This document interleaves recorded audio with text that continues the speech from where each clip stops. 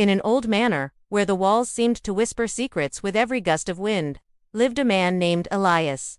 For years, he had poured his soul into love letters addressed to a woman named Seraphine. He admired her from a distance, their interactions never venturing beyond polite, fleeting greetings. Each letter was meticulously sealed, stamped, and then placed into a wooden box carved with roses. He was too terrified to offer his heart, yet too much of a romantic to simply throw it away. One stormy night, a loud knock echoed through the quiet halls of the manor. Elias opened the heavy door to find Seraphine standing on his doorstep, drenched by the rain, trembling, her eyes glistening with a fresh heartbreak.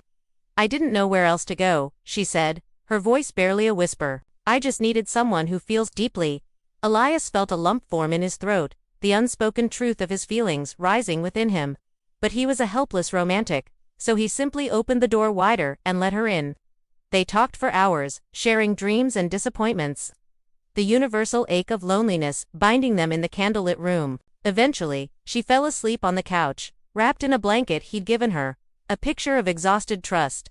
He watched over her with a bittersweet tenderness, painfully aware that her heart belonged to another man, a man who treated it carelessly.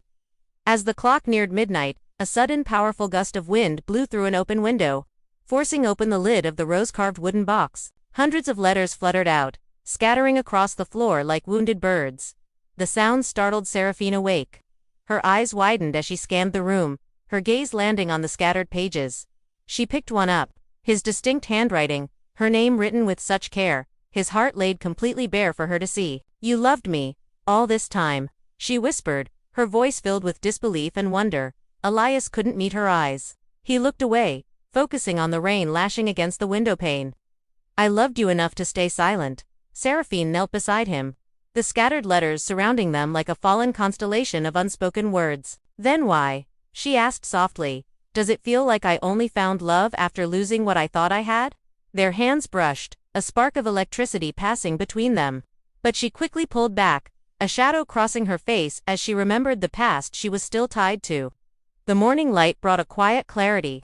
As she prepared to leave, she paused at the door and gave him a soft, lingering kiss on his forehead. "Maybe in another life," she said, her voice gentle. Elias watched her walk away until she was just a silhouette against the rising sun.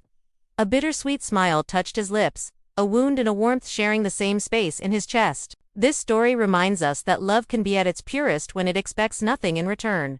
It's a selfless, quiet devotion. Yet, it also teaches us a harder lesson, that courage is what's needed to avoid a lifetime of wondering. What if? Sometimes, the greatest act of love isn't just feeling deeply, but daring to speak. Thank you for watching.